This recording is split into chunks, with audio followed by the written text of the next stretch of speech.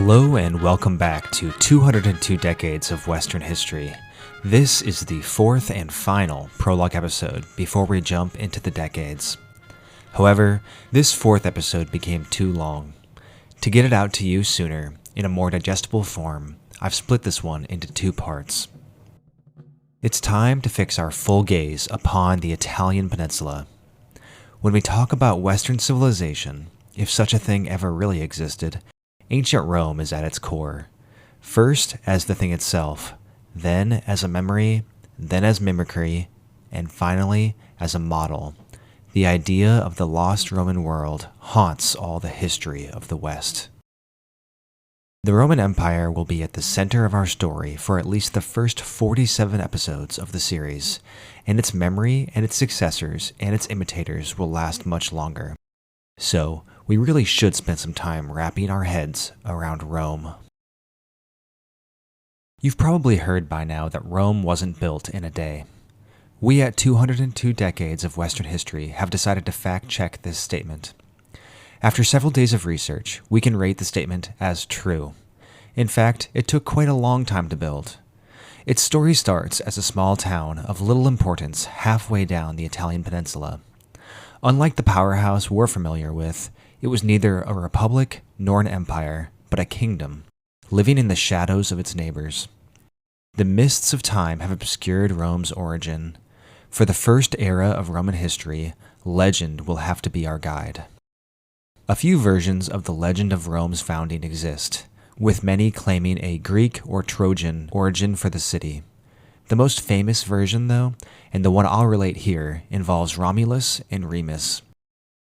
These twins were born to Rhea Silvia in the city of Alba Longa, located 12 miles southeast of the future site of Rome. Their father was the god Mars, the god of war.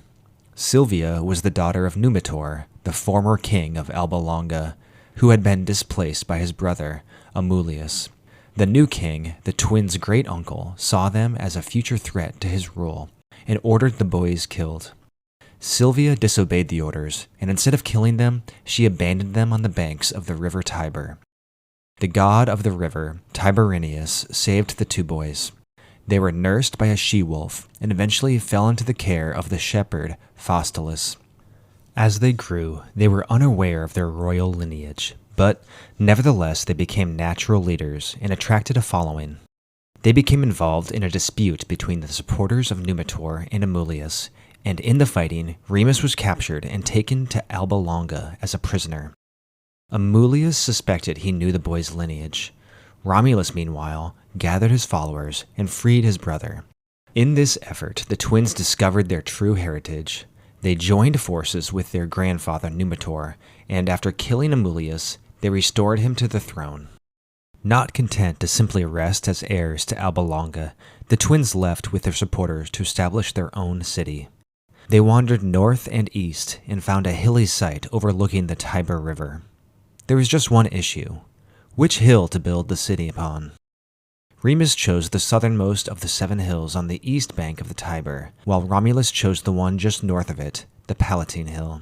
The two could not settle this dispute, so they each dug in.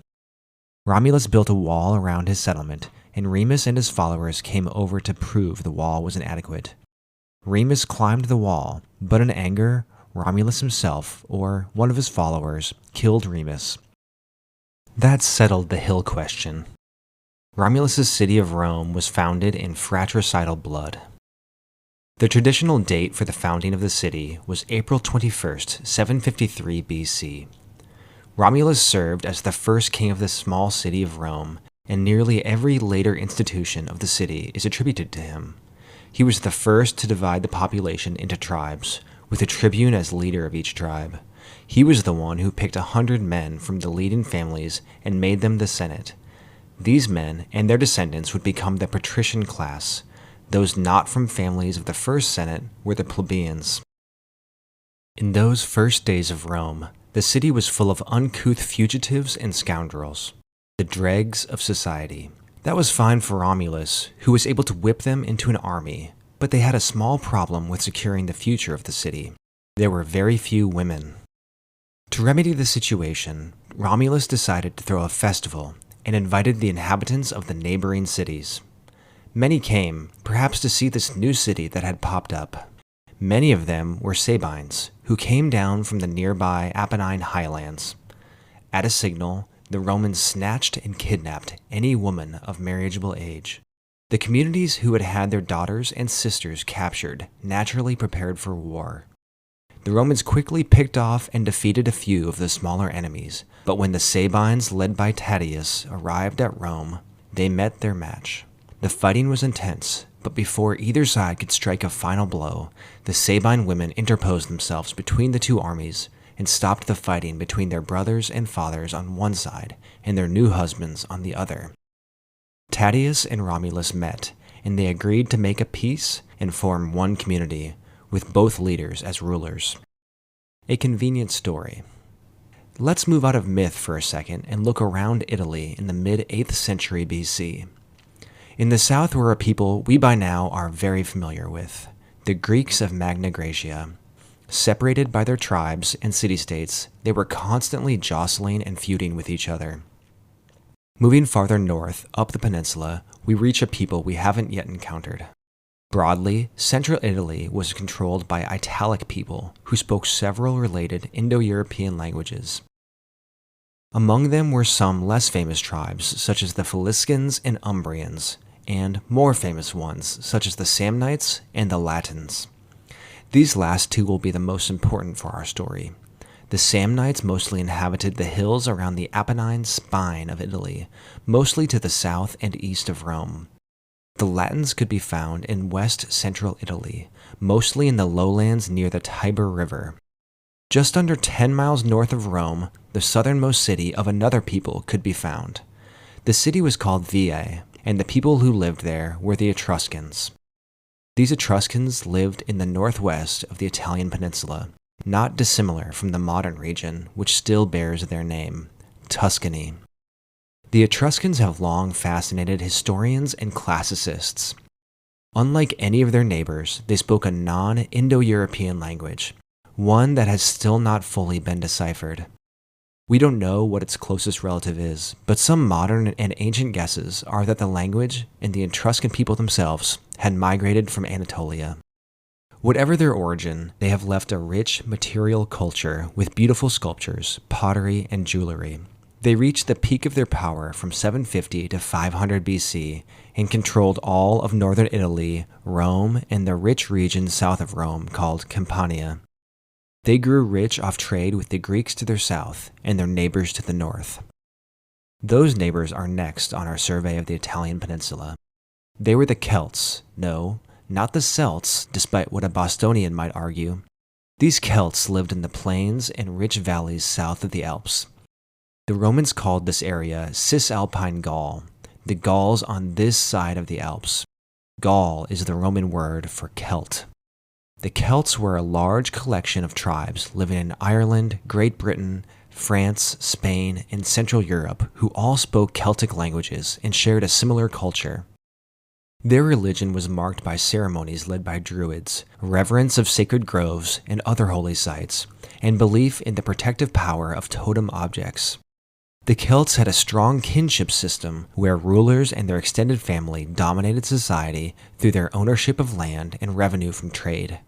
Rulers maintained the loyalty of their followers through gift-giving and throwing feasts. Now we've completed our tour of the Italian peninsula at the founding of Rome. Let's get back to Rome's story. But remember, what you hear for the next few minutes is mostly myth. Romulus had by this point established Rome and spent his reign fighting with his neighbors. When the Sabine Tatius died, several years before, Romulus continued ruling alone. At the end of his life, according to some stories, he didn't die but was swept up in a whirlwind and carried off to the heavens. Now that it was time to pick a new king, the Sabines insisted on one of their own being chosen. Numa Pompilius was selected after much debate. Whereas Romulus had his focus solely on the military strength of Rome, Numa sought to set the city right with the gods. His focus was on religion. He instituted the Vestal Virgins, a college of women who were picked as young girls and sworn to celibacy for 30 years. They were responsible for many of the fundamental rituals of Roman religion, including keeping the sacred flame of Vesta alight and guarding the wills and testaments of the people of Rome. Numa also established the Roman calendar and the cults of Mars, Jupiter, and of Romulus, and established the role of Pontifex Maximus, a high priest of Rome whose role was notably separate from the king. Whereas Romulus' rule saw 40 years of war, Numa's brought 40 years of peace.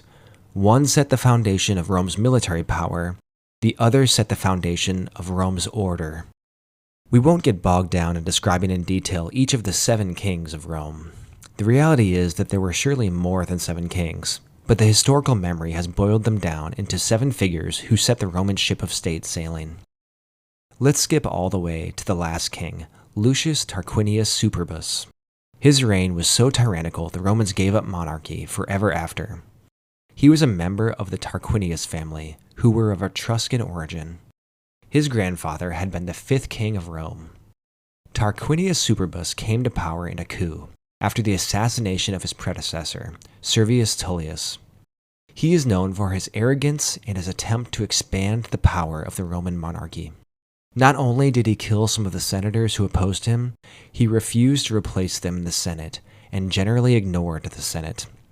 His rule ended in 509 BC when he was overthrown by a group of Roman nobles. While the king was away at war, the king's son, Sextus, was filled with lust for Lucretia, a pure and pious Roman matron, and he raped her. Overwhelmed by the pain of this violence, Lucretia told her husband about the crime and then killed herself. In revenge, her husband, Collatinus, gathered a group of senators fed up with Tarquinius. Among Collatinus's companions was Lucius Junius Brutus and Publius Valerius. Together they vowed to end Tarquin's reign. They brought Lucretia's body out and paraded it throughout Rome, gathering the support of the plebeians wherever they went. Brutus opened up a public debate, attended by patricians and plebeians, on what form of government Rome should replace their monarchy with. A republic was agreed upon, with 2 consuls, picked from the patricians, ruling instead of a single king, and their terms as consuls would be limited to a single year before a new election would take place. Meanwhile, Tarquin was still on campaign with the army when he received word of the unrest in Rome. At nearly the same time, though, Brutus arrived and secured the support of the army. Tarquin attempted to enter Rome, but was not allowed into the city. He left in exile. Collatinus and Brutus became the first 2 consuls of the Republic. Brutus's first act as consul was to bring an oath before the people, swearing never again to allow a king to rule Rome. The year was 509 BC, and Rome was a republic. The date, like all dates from early Roman history, is suspect. It conveniently falls just 1 year before the Athenians established their democracy in 508 BC. The Romans always had to be first. The Tarquins had been overthrown, but not killed. Tarquinius fled the city and joined with the Etruscans. For the next couple decades, he and the Etruscans periodically made trouble for the fledgling republic. With the Roman kingdom swept away, and the Roman Republic standing in its place, let's take a look at the structure of the Republic's government. Perhaps most important is to begin with the patrician-plebeian distinction. Again, the patricians were descendants of Romulus's first Senate, and only they could serve in the Senate. The plebeians weren't and couldn't. At least in these early years, the consuls were patricians elected by the Senate for a 1-year term. Each of the 2 consuls had the power of a king, but each also had the power to veto the actions of the other. The Senate had the power to pass decrees and control the state's budget and its foreign affairs. The Assembly was another assembly which held power in the Republic. The Assembly's role was to elect magistrates and pass laws. Chief among these magistrates were the tribunes. The tribunes of the plebeians and the military tribunes were the most important. The tribunes of the plebs advocated for the interests of the plebs and had the power to veto any legislation. The tribunes were considered sacrosanct while holding office, and any violence against them was considered a violation of the gods. The tribunes of the plebs weren't original parts of the Roman system, though. It took a drastic action by the plebeians to assert their right to participate in government. In 494 BC, the plebeians had had enough. The prior year, the Romans had defeated a Latin army headed by the exiled king Tarquinius and fended off an attack by the Volscians, an Italic tribe living in the hills southeast of Rome. The army had been busy, but when they returned to Rome, many of the poorer plebeians found themselves in debt, and no help was coming from the rich patricians. The Roman historian Livy recounts that a particular soldier returned to find his debt so high he had to sell both his father's and his grandfather's farms, and yet his debt was still not paid. His story caused an outrage in the city. At the same time, reports came that the Volscians were preparing for another attack, but the plebs at first refused to enlist back into the military. One of the consuls assured the plebs that they would take up the issue once the enemy was defeated, but the other consul actually increased arrests of debtors. The Senate seemed ready to appoint a dictator to handle the growing crisis. Before that could happen, the plebs took matters into their own hands and agreed to gather atop Mons Sacer, the sacred mountain lying 3 miles from the city. The plebs closed up their shops, stopped working on the farms, and gathered on the mountain. A general strike. The city was crippled, and the economy came to a halt. The patricians saw they needed to negotiate. The two sides' delegations met and hashed out a solution. The agreement decided upon established the tribune of the plebs, which, as we said earlier, was an office which had the power to check the actions of the patricians and advocate for the interests of the plebs. The plebs now had a say in governance and were satisfied for a generation. We'll run briefly through these early days, since most of this early history is speculation anyway.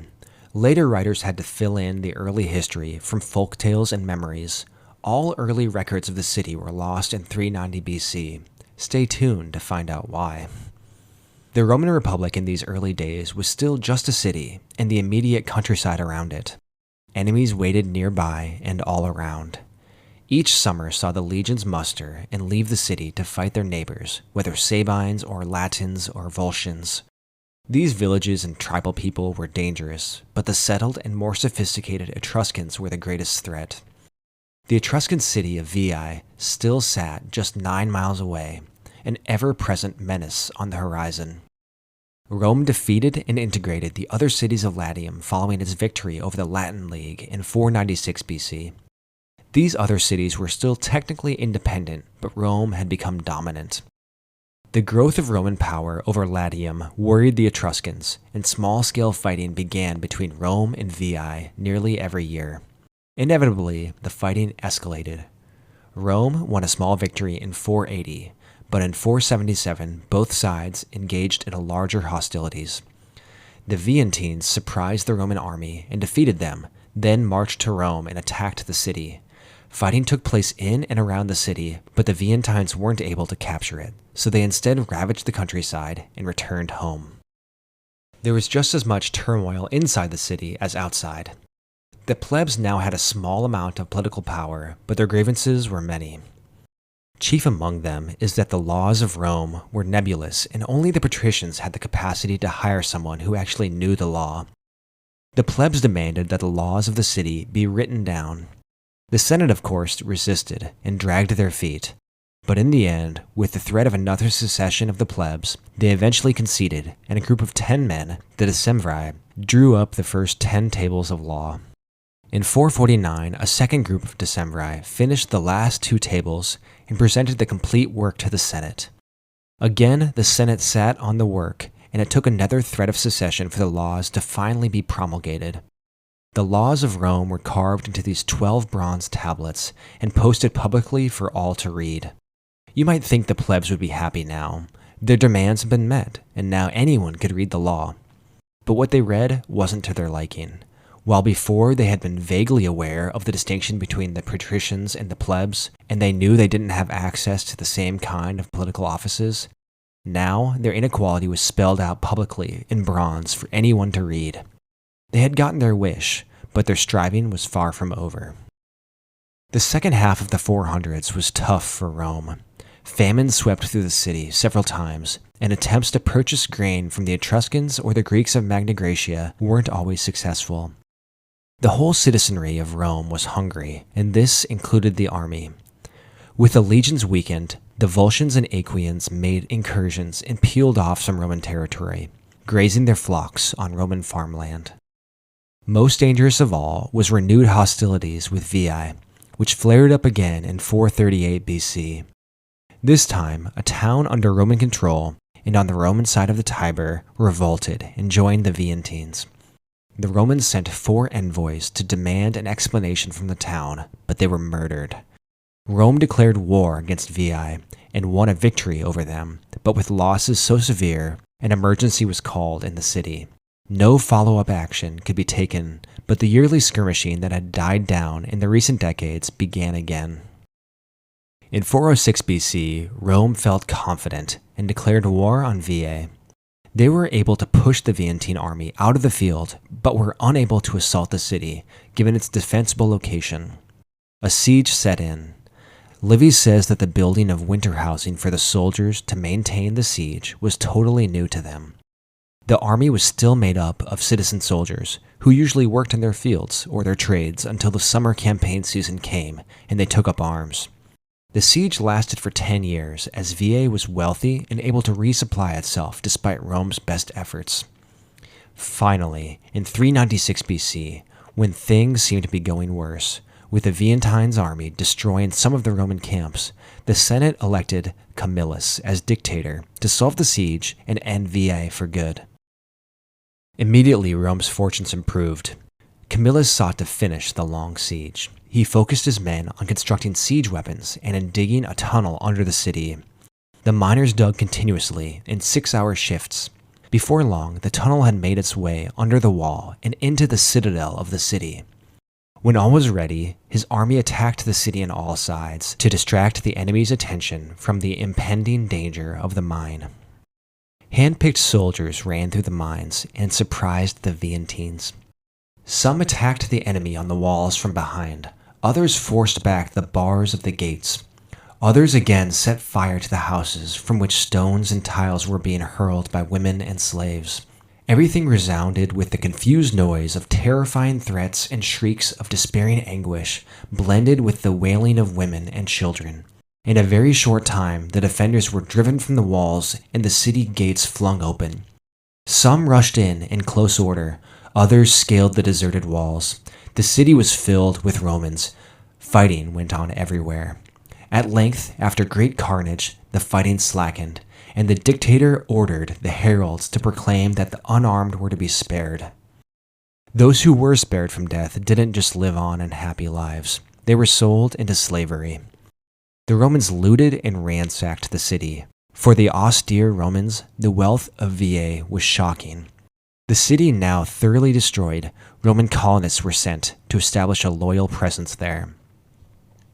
With the defeat of this old enemy, Rome should have had some breathing room, but the story of Rome is one of almost constant war.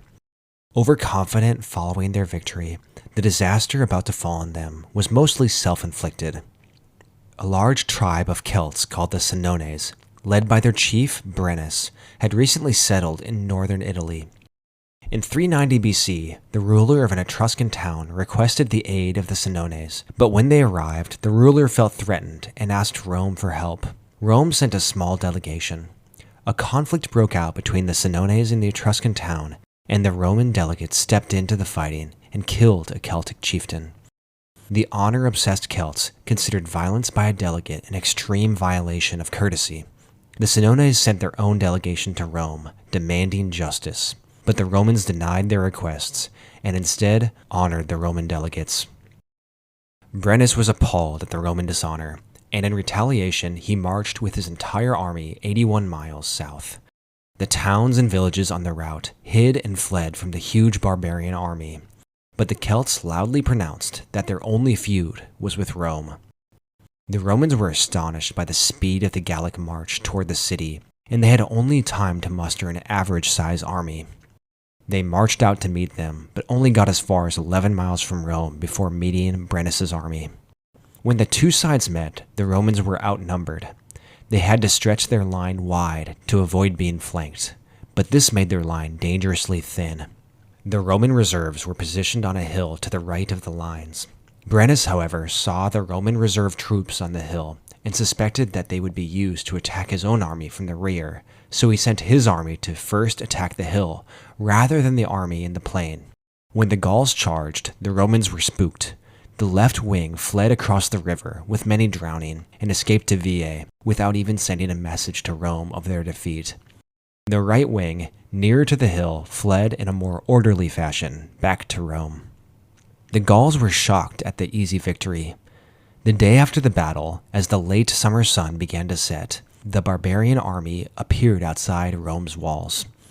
There should have been a siege, but when they arrived, no troops manned the walls, and the gates to the city were open. Brennus suspected a trap, and sent scouts to look around. Inside, the city was in mourning.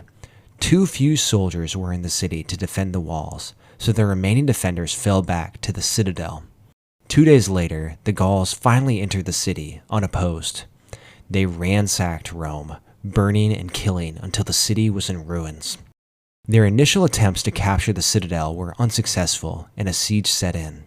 It lasted 7 months, and both sides began to starve. The Gauls, though, got the worst of it. Their famine was joined with an outbreak of malaria.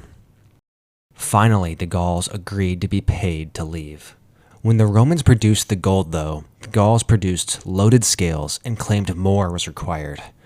The Romans complained, but Brennus responded, "Woe to the vanquished," and added his sword to the weights. Sources differ on what happened next. The Roman sources state that Camillus, who had been outside the city during this time, gathered the scattered remnants of the Roman army, including the soldiers who had fled to Veii. They entered the ruins of the city and fought off the sick and starving Gauls. Modern historians, though, think this part of the story was probably a later addition to provide a touch of dignity to this defeat. Not to spoil the story too much, but this sack of Rome is really the first sack of Rome. To be fair, it would be another 800 years, but we will get there in episode 41 of the narrative. The city was so devastated, many suggested relocating everything and everyone that remained to Veii. Camillus dissuaded them, and Rome was rebuilt quickly and haphazardly. For the next several years, the Republic was constantly at war, defending herself from enemies and erstwhile allies, who took advantage of her moment of weakness. In these battles, Camillus was always at the head, winning victory after victory. The Volscians were defeated, and their land laid waste. Next, the Aequians were defeated. The Etruscans attacked and captured the Roman colony of Sutrium, but Camillus repelled them. For his major role in rebuilding Rome and saving her in her moment of weakness, Camillus has been called the second Romulus, or the second founder of Rome. The rebellion of some of the Latin cities, which had been allied and integrated with the Republic for a century, was the most painful wound of those years. Tough conflicts occurred when the Latin cities of Praeneste, Tibur, and Tusculum all rebelled one by one. Each war ended in Roman victory, and they were all brought back into the Roman fold. In the first half of the 300s BC, Rome had re-established her control over Latium. But her expanded territory bumped into new peoples to her south, notably the Samnites. Who were the Samnites? They were an Italic people who lived south of Latium in a strip of territory stretching right across the Italian peninsula. The Romans considered them a warlike and tribal people, but they were actually quite sophisticated and had strong ties with the Greeks of Magna Graecia to their south. They were mostly rural herders and inhabitants of small hamlets, but also controlled the rich cities of Nola, Beneventum, and Cumae. A treaty was agreed between Rome and the Samnites in 354 BC, setting a river to divide their two spheres of influence. On the Roman side was Latium. South of the river was the rich region of Campania, which the Samnites had set their eyes upon. The treaty broke down in 343 BC, when the Samnites tried to expand their control over Campania and take the wealthy city of Capua. Without an army capable of withstanding the Samnites, the Campanians sent a delegation begging Rome for help. Now, Rome was in a bind because of her treaty with the Samnites. The delegates warned them that the wealth of the region would fall into the control of the Samnites rather than the Romans if they didn't intervene. Bound by honor, the Senate refused. Desperate now, the delegation unconditionally surrendered Capua into the control of Rome. Moved by this display, the Senate agreed to protect their new acquisition. The First Samnite War began. Quickly, the two sides moved against each other. The Romans quickly won 3 small victories which discouraged the Latin League and the southern Etruscans from taking advantage of the Roman army being away from home. The war ended in 341, when one of the Roman consuls entered Samnium and found his army unopposed. The Samnites sent an ambassador asking for peace. They were tired of fighting the Romans and instead wanted to go to war with another tribe, the Sidicini. Rome agreed eagerly. Without significant fighting, her territory now extended into Campania and to Capua. Although the fighting with the Samnites was ended, a new war began almost immediately in the aftermath. This next bit is kind of a merry-go-round of alliances. The Samnites quickly turned the soldiers who had been mustered against Rome against the Sidicini. The Sidicini, in turn, asked the cities of Latium and Campania for aid. So, the Latins and Campanians attacked the Samnites, more ravaging the countryside than fighting battles. The Samnites, now officially at peace with Rome, asked why these Latins who nominally were under Roman control were attacking the Samnites. The Romans gave an ambiguous reply, perhaps afraid to admit that even as Rome had grown in power, the Latin cities had become stronger too. Rome demanded the Campanians stop their incursions into Samnite territory, but feared demanding the Latins do the same. In secret, the Campanians began to plot with the Latin cities and the Volscians to combine their forces and attack Rome. The plot was found out, though, and representatives from the Latins were summoned to Rome. The Latins complained that they had been treated as subjects rather than allies for too long. They provided their share of soldiers for legions, but received little in reward for victories. They insisted that one of the consuls chosen by the Latins and half the Senate seats should be reserved for them. All of Rome balked at the idea of giving the Latins a consulship. The plebeians had just secured the right to one of the consulships each year, and the patricians weren't about to give up their one remaining consulship. The Senate declined the Latin proposal, and the Latin War began. The Romans joined with their 1 year ago enemies, the Samnites, and together fought a battle on the base of Mount Vesuvius against the combined forces of the Latins, Campanians, Volscians, and Sidicini. The Romans and Samnites were victorious, but suffered heavy losses. The Latins and allies fled north. The legions caught up, though, and dispersed the fleeing Latins. The decisive battle of the Latin War came in 338 at Pedum, when the Romans caught 2 components of the Latin army, separate, and defeated them each, one by one, before they could join up. Defeated again, the Latins submitted to Roman rule, never again to reassert their independence.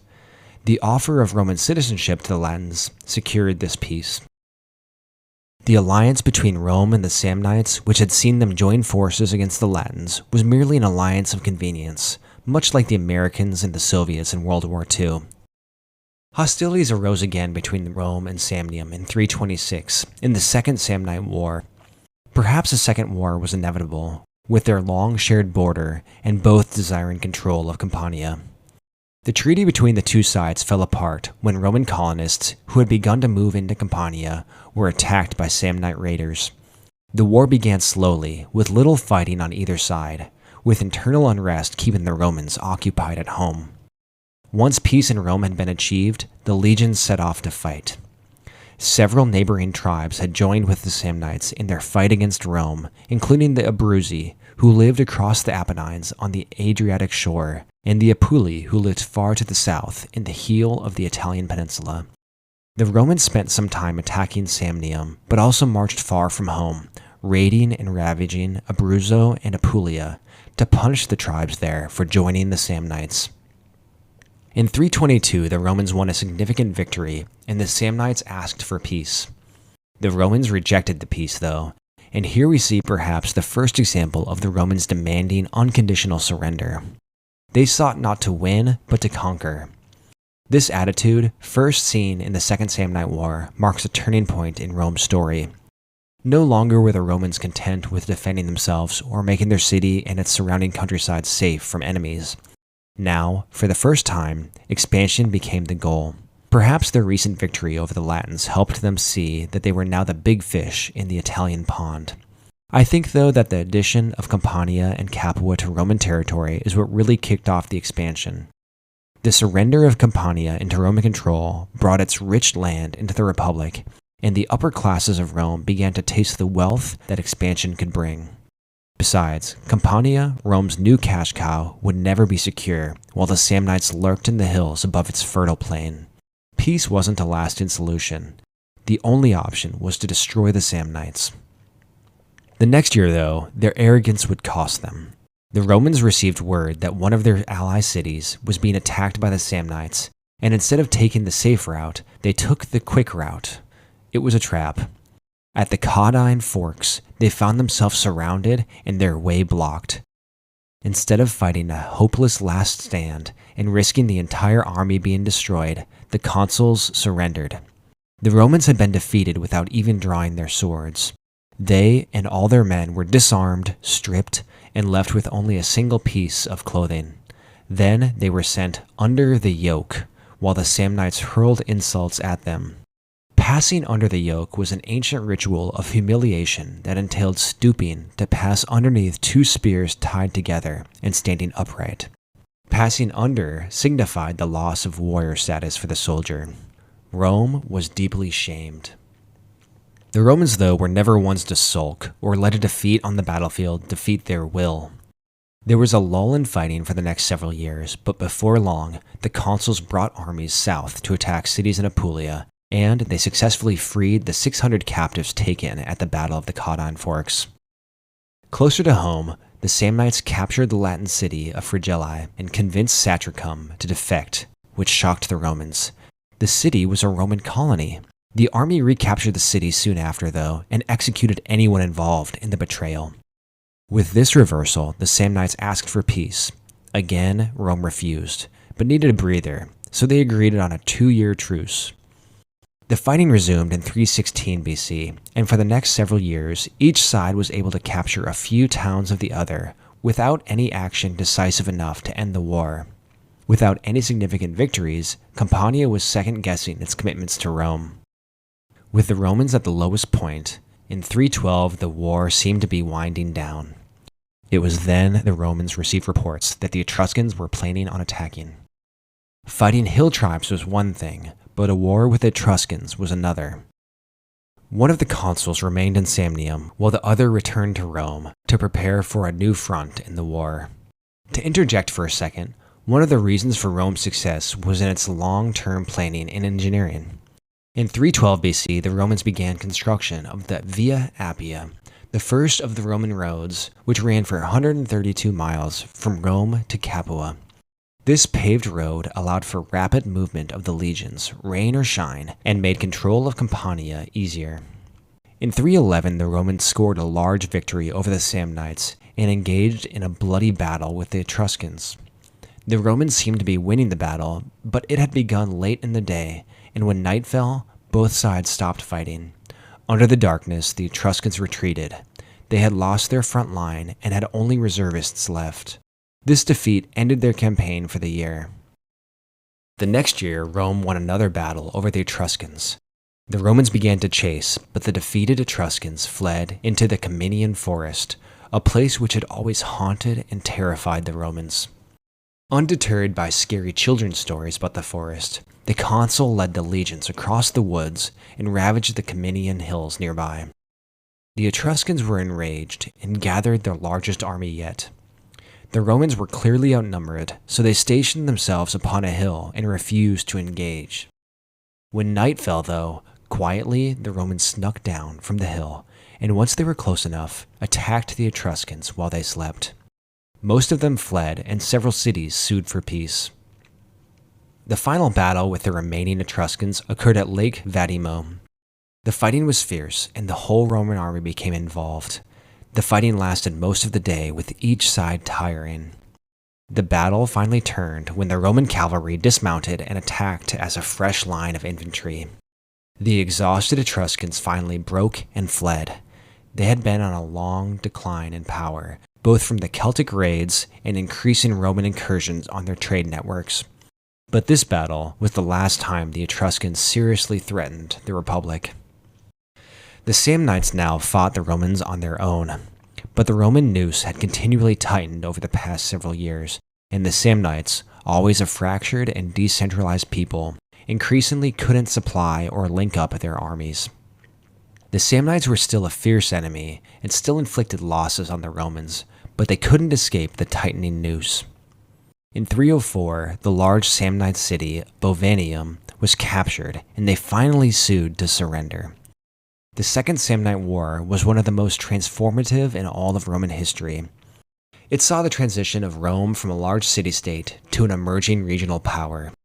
It saw Rome rework its military from a phalanx modeled after the Greeks to a new, more flexible system called the manipule. The peace signed by the Samnites saw 13 Roman colonies established in Samnium. The Romans also began to expand their power to the north into Etruria.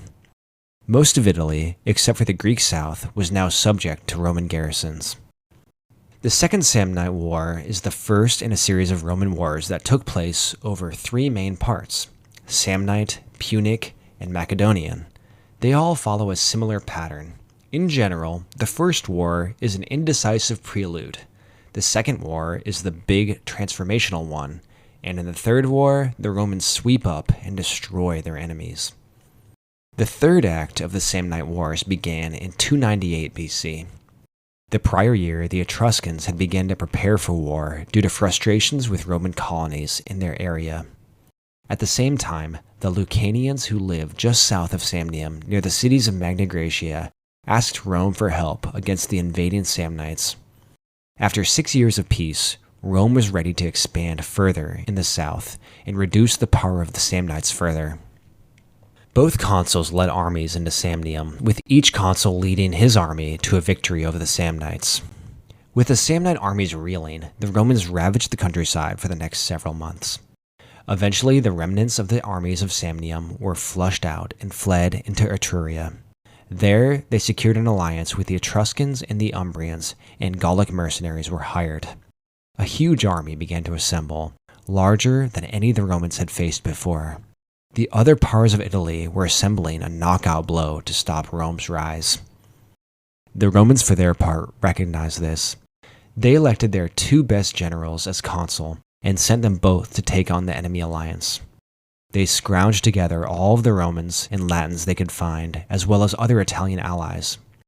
Fully formed, both armies consisted of about 40,000 men. In 295 BC, the two armies met at the plain of Sentinum, north and across the Apennines from Rome. Both sides stood facing off for 2 days before the Romans had enough and charged. The battle was intense and nearly evenly matched.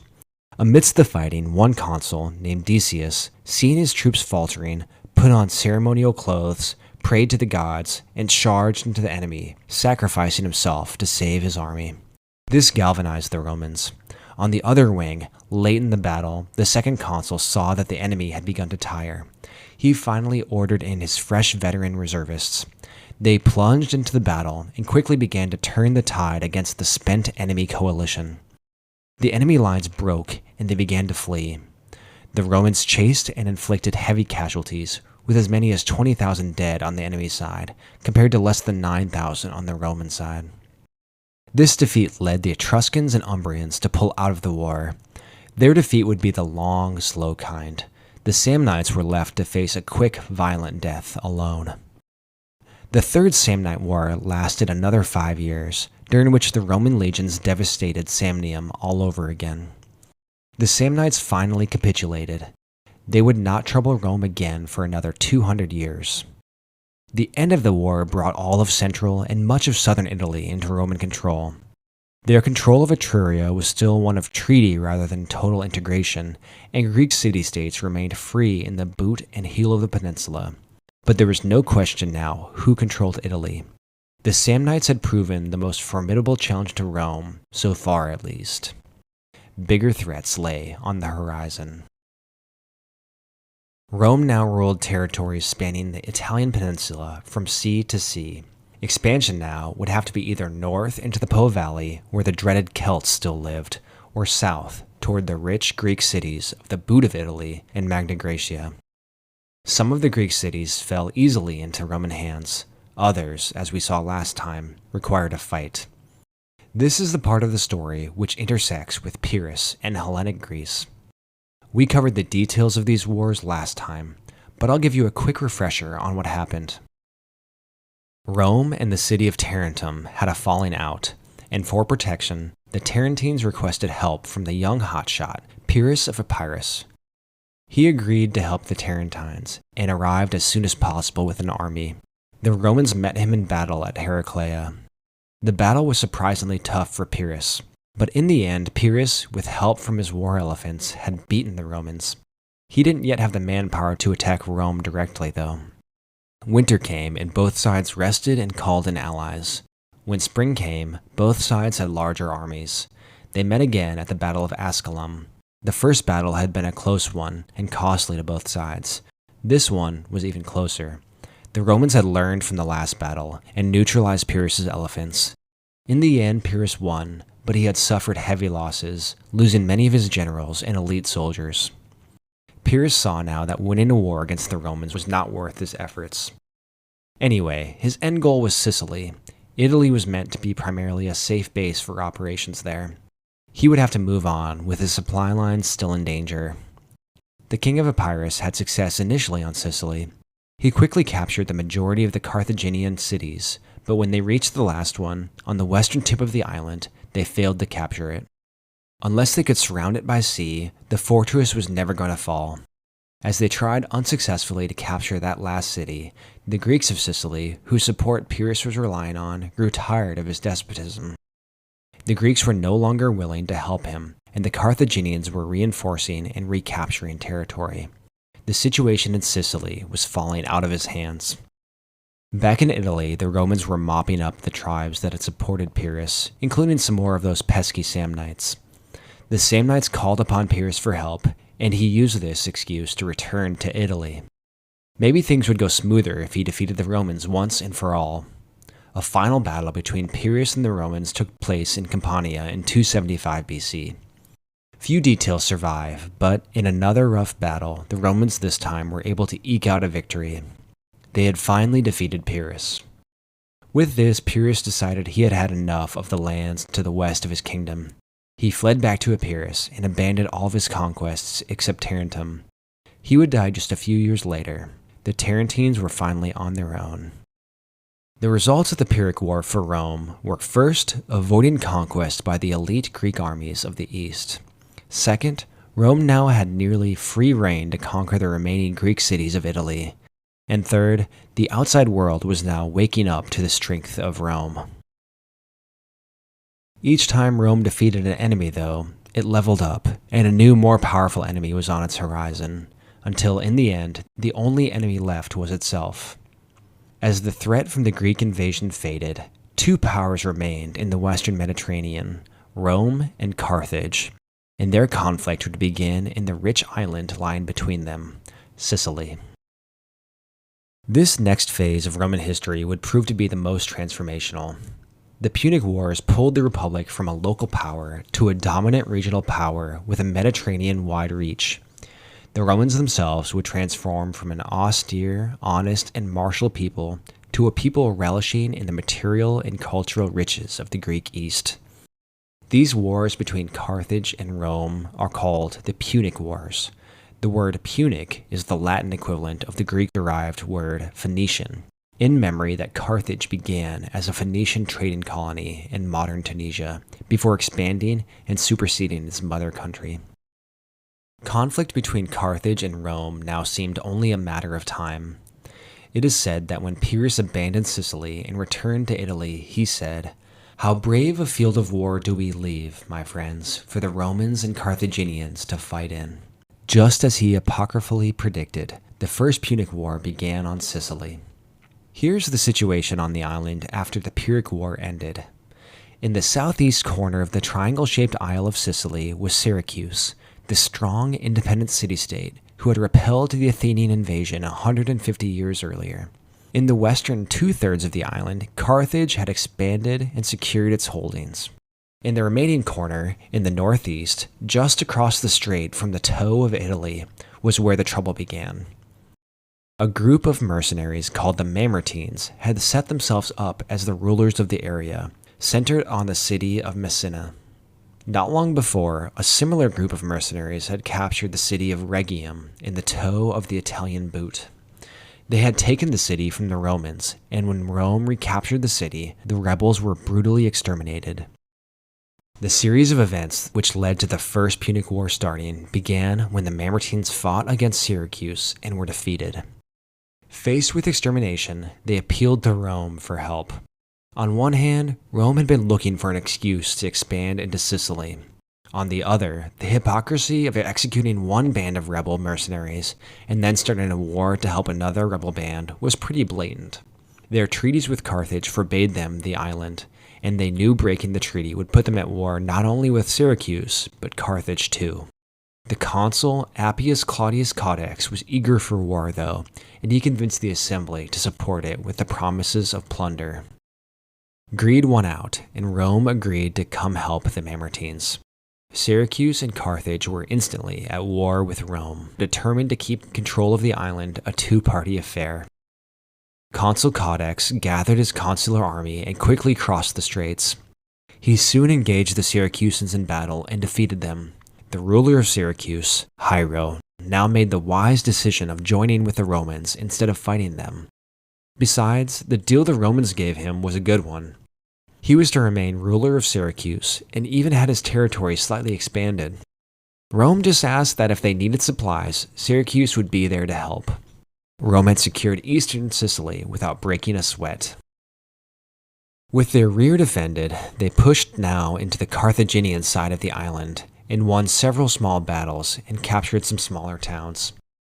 The first indication this wouldn't be a quick war was when the Romans besieged a town called Acragas by the Carthaginians and Agrigentum by the Romans. As the siege set in, a large army of fresh Carthaginian troops was shipped in from Africa. The Romans would have to either fight or lift the siege, but they were stubborn and chose a third option, which was to build a double wall, one facing into the city and another facing outward. The legions found that they were now the ones under siege by the fresh troops. The Carthaginians attacked but couldn't penetrate the walls. Starving the Romans out became their goal. Here's where the alliance with Syracuse began to pay off. Although stuck between their two walls, the Syracusans were able to deliver a steady supply of food, allowing the Romans to hold out indefinitely. In a battle outside the walls, the Romans managed to drive off the Carthaginians. Soon after, the legions were able to breach the walls of the city. Stuck outside Agrigentum for months, discipline broke down, and the soldiers ransacked the city. When the carnage came to a close, the generals hoped the misery they had inflicted on the city would serve as a warning to other towns, showing them what happens if you resist Rome instead of surrendering peacefully. The other cities under control of Carthage took away a different message, though. This is what happens if the barbaric Romans take your city. So they held out all the more eagerly. Roman conquests became tougher after Agrigentum. Still, they pushed on from city to city, besieging and capturing one after another. Despite their victories on land, the Romans encountered the same problem that had stopped Pyrrhus. Without a strong navy, they couldn't capture several of the Carthaginian cities. So the land-loving Romans decided to build a navy. Lucky for them, they had recently captured a wrecked Carthaginian ship. The ship was brought back to Rome and used as a template for their own fleet. In just 2 months, the Romans constructed more than 100 warships. Some kind of assembly line process must have been used. In the blink of an eye, Rome was now a naval power. They were also complete novices in naval warfare. The first naval skirmish was a disaster for the Romans. Not long afterward, though, the Romans achieved a huge victory at the Battle of Mylae.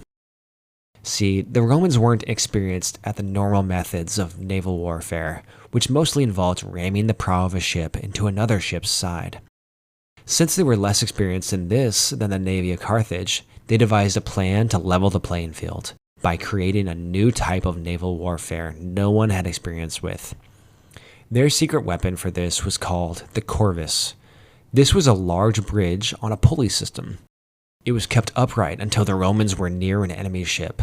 Then the bridge was released. It slammed down its metal spike into the enemy ship's deck. Then the Romans ran across and slaughtered the poor Carthaginian sailors. At the Battle of Mylae, Consul Duilius led the Romans to a great victory. They destroyed 44 Carthaginian ships. The corvus had been the key to this victory, but this secret weapon would never be quite as effective again. Duilius was awarded a triumph in Rome, the first ever for a naval victory. Back on Sicily, though, despite their success at sea, Rome and Carthage had fallen into a stalemate. A savvy young general from Carthage named Hamilcar Barca led his mercenary troops to a surprise victory over a force of 6,000 Romans. Part of the reason for the stalemate was that Rome's focus had shifted, or rather, it had widened. Since the war began, Carthage had been raiding the coasts of Italy from bases on the islands of Corsica and Sardinia. Forces from Rome were directed there, leaving Sicily without an adequate army to finish the job. A consul named Scipio, no, not that one, briefly captured the island of Corsica from Carthage. A Roman foray into Sardinia was repulsed. With the war dragging on, the Senate changed policies and decided to go for a killing blow. The decision was made to try to end the war by invading Africa and directly attacking Carthage. In 256, the consuls Marcus Attilius Regulus and Lucius Manlius Vulso Longus gathered all the soldiers they could muster. Setting out from Rome's port, Ostia, all 330 of Rome's warships escorted a huge fleet of transport ships into the Mediterranean Sea. Carthage had caught wind of Rome's plans and mobilized all 350 of her ships. With 680 ships and perhaps 290,000 combatants, many think this was the largest naval battle in all of human history. The sea must have been filled to the horizon with ships. In the chaotic mess of the battle, Rome gained the upper hand and managed to sink 30 ships and capture at least 60 more. The battle won, the path to the shores of Africa was now secure. The Romans landed on a peninsula a ways off from Carthage to establish a base of operations. They quickly captured the largest city in the area, and the majority of the ships returned to Sicily. The consul Regulus commanded a force of about 20,000, and he began a methodical march toward Carthage. Hamilcar, the Carthaginian general who had led a successful guerrilla campaign against Rome on Sicily, was recalled. He, with 2 other generals, were placed in joint command of a large Carthaginian army, which included a strong force of cavalry and elephants. They camped at a place called Addes for the night. The Roman scouts found the position of the Carthaginian army, and seizing the opportunity, a night march was ordered. Totally surprising their groggy enemy, at dawn the Romans attacked the Carthaginian camp from 2 sides and threw them into chaos. The generals and cavalry survived, but the main body of the army was scattered. The invasion was going very well for Rome. The Romans now captured the city of Tunis, which lay just 10 miles from the Carthaginian capital. Now the Romans marched with impunity around the vicinity of the capital, devastating the area. With no means of stopping the Romans, Carthage sued for peace.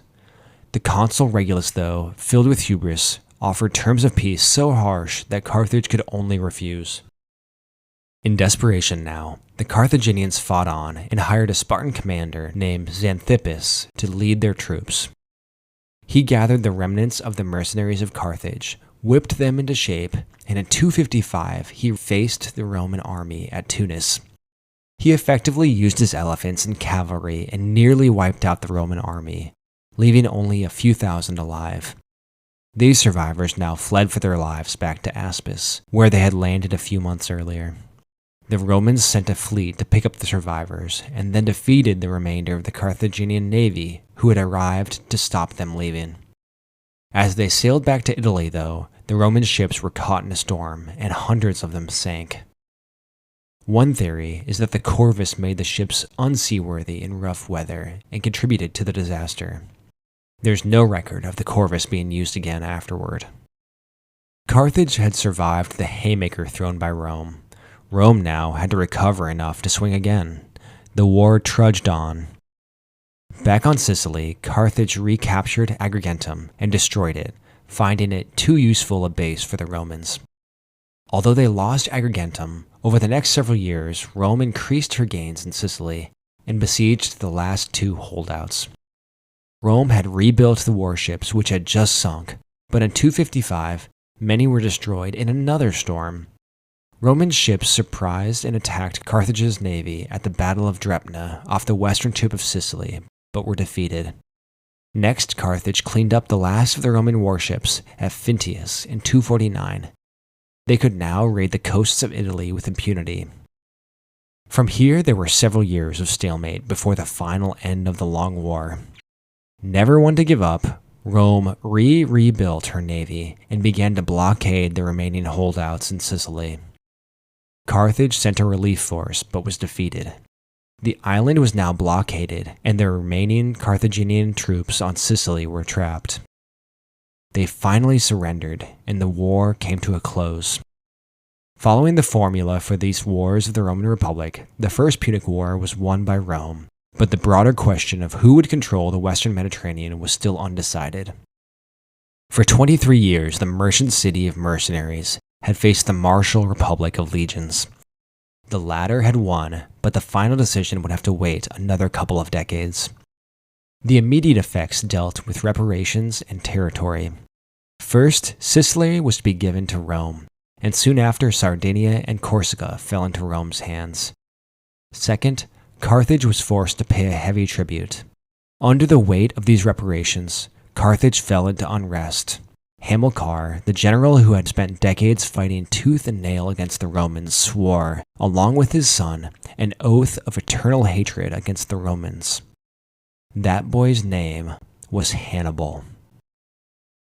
That's it for this half of the episode on the Romans. In this half, Rome has transformed from a small city-state kingdom to a regional power. In the next half, we'll see Rome look death in the eyes as it descends from the Alps, before overcoming and then conquering the rest of the Mediterranean world. If you've enjoyed this podcast, please leave a rating and a review. See you next time.